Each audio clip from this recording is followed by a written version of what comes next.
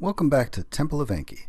Today we've got a little video on how to calculate when the Akitu is, and this also will help us find out when the first day of the first month of the upcoming Sumerian year starts.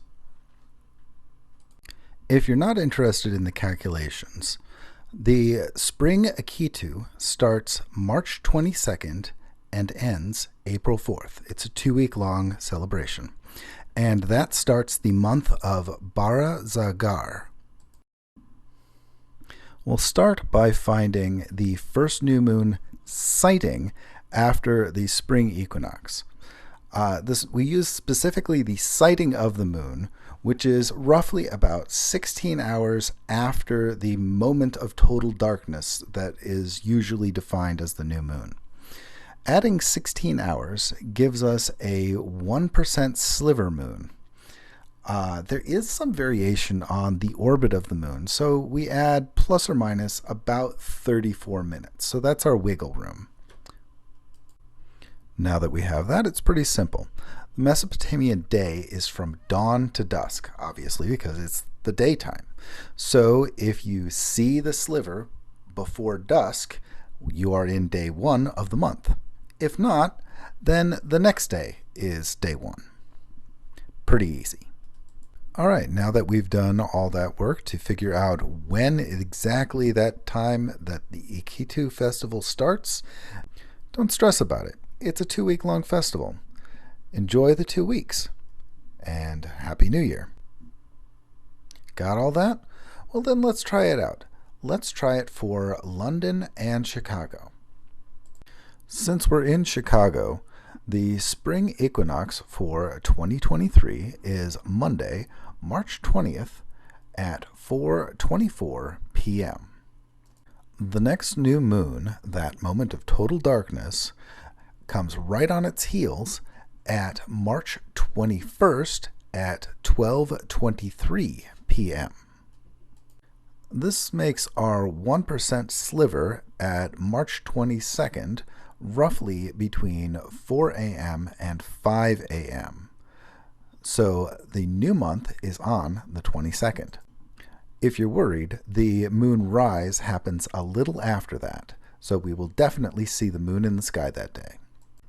All right, now let's try London. So adjusting for time zone, the spring equinox is 2023, 20th at 9:24 p.m.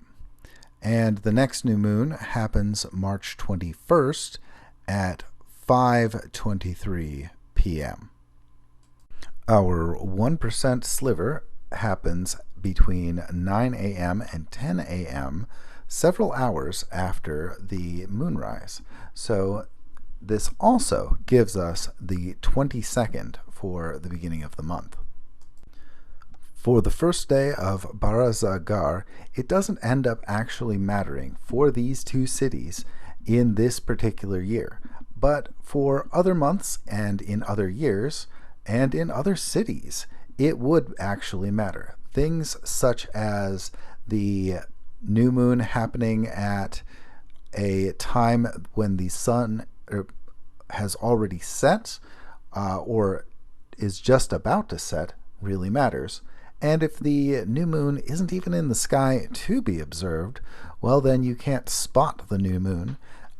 Thankfully, all of these things are things that you can calculate on your own. Now, I know that a lot of you don't want to actually do the math. I understand that. But for those of you that do, here's how you do it.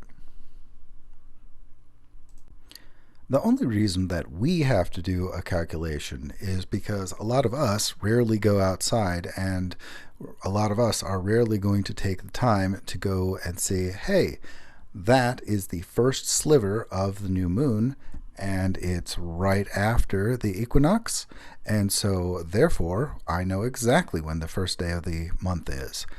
A lot of us just don't have time for that, or like me, don't like to go outside very often.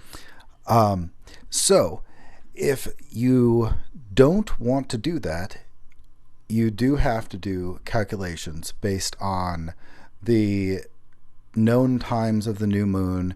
You have to do calculations based on knowing the difference between how a Sumerian day is calculated versus a modern day calculation.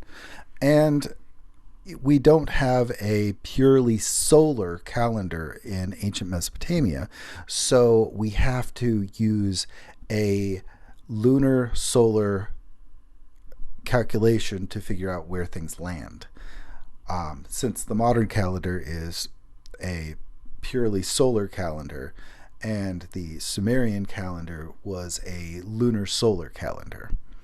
Anyway, I hope you found this video really enjoyable, and I hope you learned a lot. Stay tuned for the next one. Bye-bye.